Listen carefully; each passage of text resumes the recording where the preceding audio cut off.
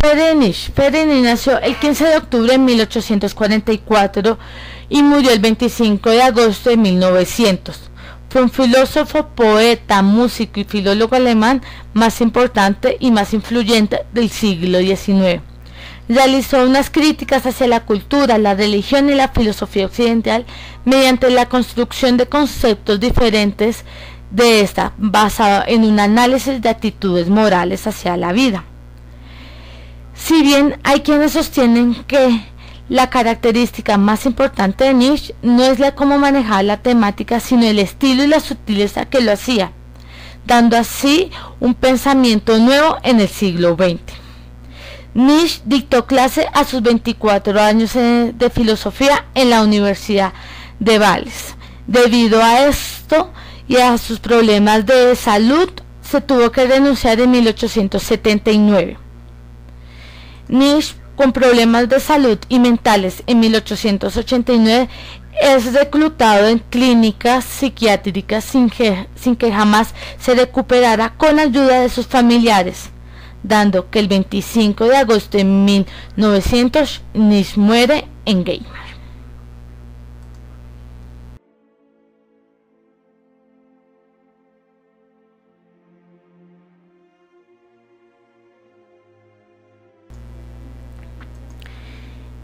El nihilismo, según Nietzsche, es la consecuencia necesaria del cristianismo, de la moral y los conceptos de verdad y filosofía. Esta se puede dividir en tres momentos fundamentales, en cuales es el nihilismo como resultado de la negación de los valores, el segundo como el nihilismo de la autoformación a la negación inicial, y el tercero, y uno de los más importantes, el nihilismo como un punto de partida a una nueva valoración.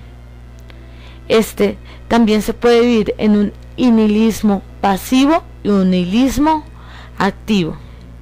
El activo lo ve como un signo creciente de poder espiritual que se posee, donde se caracterizan los valores fundamentales que posee el ser humano.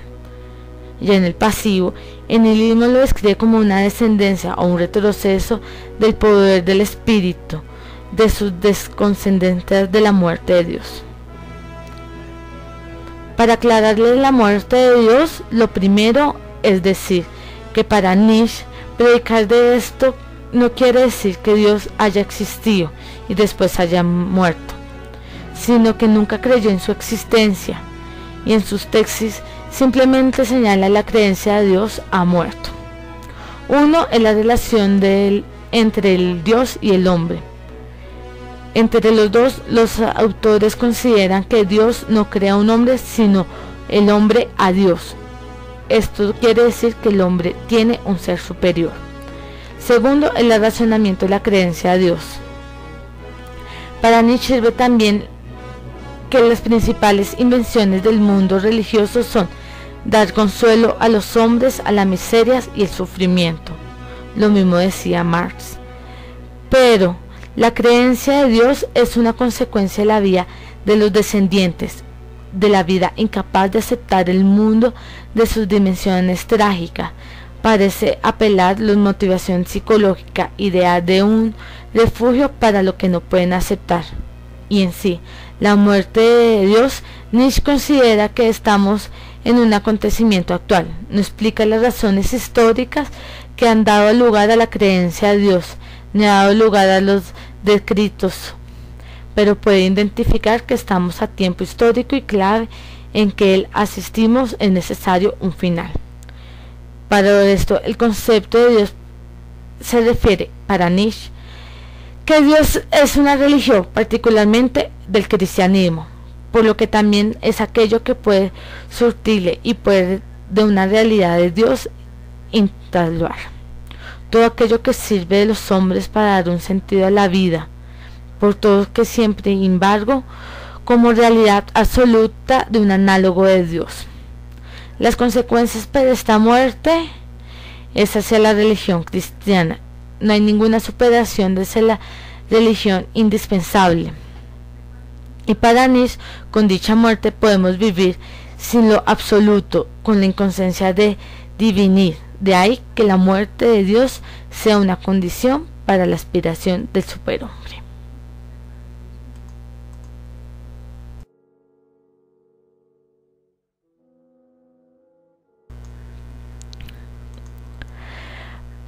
Para Nietzsche, el superhombre es un hombre nuevo tras la muerte de Dios. Concibe al individuo como los valores de la vida y un sentido de tierra. Esta teoría fue propuesta en el nazismo para plantear sus teorías racistas, pero es posible presentar la idea de Nietzsche del superhombre precisamente a partir de las críticas de sus lecturas nazi. Para Nietzsche lo más importante era la moral de la violencia. En muchos textos Nietzsche atribuye al superhombre con rasgos para los que los nazis fueron particularmente competentes: la falta de comprensión, la crueldad, la fuerza, el gusto por la acción, el combate, la guerra, el desprecio por los débiles. Debéis buscar vuestro enemigo y hacer vuestra guerra. Eso era lo que planteaba Nietzsche frente a sus valores. Para el superhombre, Nietzsche consideró al Estado como una de las mayores prevenciones creadas del hombre. El Estado representa un abstracto, la conducta. El Estado es una conducta despersonalizada. Trata a los individuos de un modo que incrementa, y el individuo, cuando se somete a él, procura por él, pierde su individuo, su creatividad, su libertad. Para poder ligarnos a la teoría del superhombre, toca mirar la conducta moral. Para él, primero rechaza la moral de los esclavos, la humildad y el deshambre, la prudencia que esconde la cobardía y la castidad es necesaria para el hombre. La segunda es que crea valores en los cuales hace crecer al hombre tal como es. Se encuentran unos valores creados por los otros, sigue la moda, el estilo vital de la gente.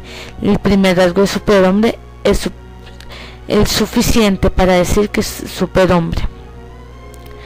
Ya el cuarto viene en la finitud, no cree que ninguna realidad es trascendental, ni Dios ni un destino peligrado.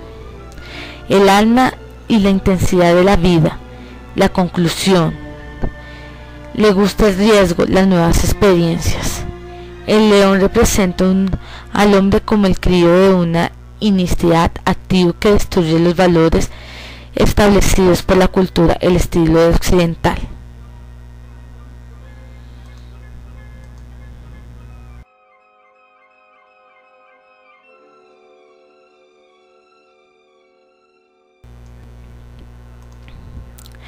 Nietzsche no propone vivir sin valores, eso hay que aclarar. Llegar a considerar incluso que esto es imposible. Propone más bien invertir una tabla de valores, superar la moral occidental, moral de renuncia y resentimiento hacia la vida, mediante una nueva tabla en la que estén situados los valores que supongan en sí radica la vida. Una expresión excesivamente retórica de Nietzsche llama rebelión de los esclavos. La situación que crea que un triunfo del cristianismo, el cristianismo y el judaísmo sustituyen la moral aristocrática. Que Nietzsche cree encontrar un mundo griego antiguo por la moral de los esclavos. Con el cristianismo prospera la moral de los débiles, de los que quieren huir al rigor de la vida, invirtiéndose en un mundo objetivo de respeto, de justicia. Nietzsche nos dice que los judíos invierten el código moral aristocrático. Todo es al contrario.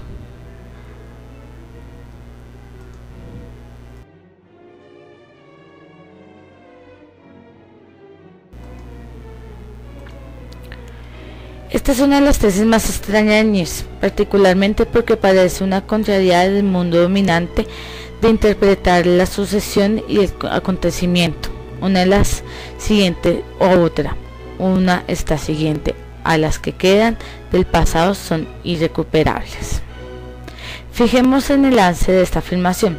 Las personas que conocemos volverán a estar presentes, pero también el resto de los seres, animales, plantas, objetos inertes, volverán de las mismas cosas, con las mismas propiedades, de las mismas circunstancias y comportándose de la misma forma. Según esta tesis del eterno retorno, todo va a repetirse de un número infinito de veces. ¿Pero por qué Nietzsche plantea esta teoría? La primera se refiere a un argumento que presenta sus defensas. un argumento que expresa casi una forma matemática, dado la cantidad de fuerza que hay en el universo, y esta es infinita, en cambio el tiempo es infinito.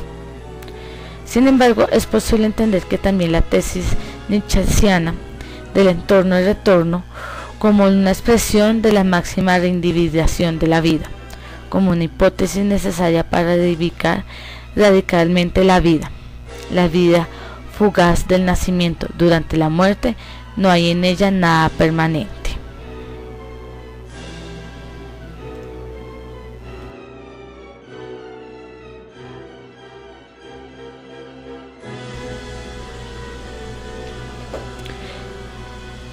Para entender su crítica al cristianismo debemos recordar que según Nietzsche, la religión no es una experiencia verdadera, pues no es la experiencia de una identidad real, de una identidad que realmente exista.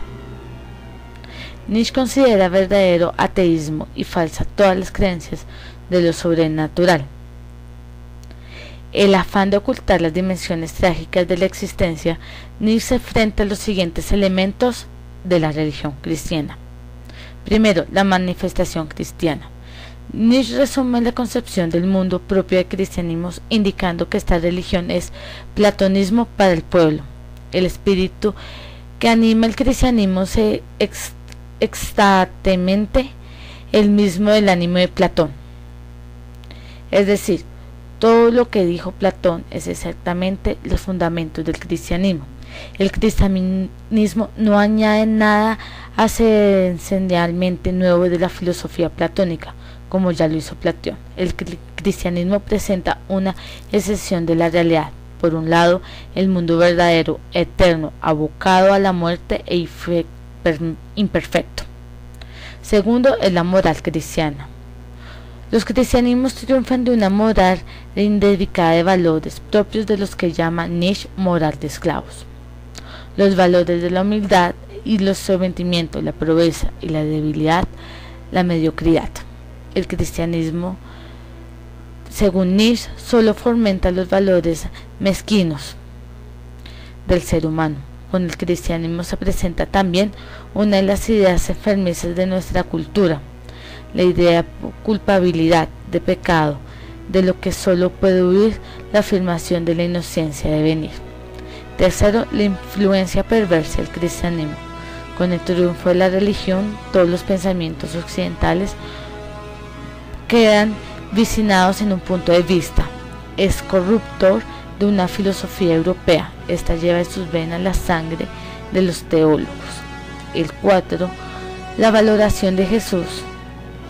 Nietzsche no valora negativamente la figura de Jesús ni del cristianismo primitivo, haciendo una lectura muy distinta a la tradicional, que considera que ahora entendemos como cristianismo debe mucho más de San Pablo que de Jesús. El politeísmo y por último, el politeísmo frente al monoteísmo. Para Nietzsche, aunque todas las religiones son falsas, una es más adecuada que otra. El politeísmo es falso porque expresa una mejor riqueza que una realidad de monoteísmo, la pluralidad de la riqueza de la realidad. Pero por otro lado, el monoteísmo representa el extravío de los sentidos del invento del transmundo y la desviación del verdadero mundo y máxima hostilidad de la naturaleza y la voluntad de vida. La inclinación de la ilustración es fundamental para la transmutación de todos los valores, para recuperar un valor de la antigüedad, perdido de toda operación de la religión, de la filosofía.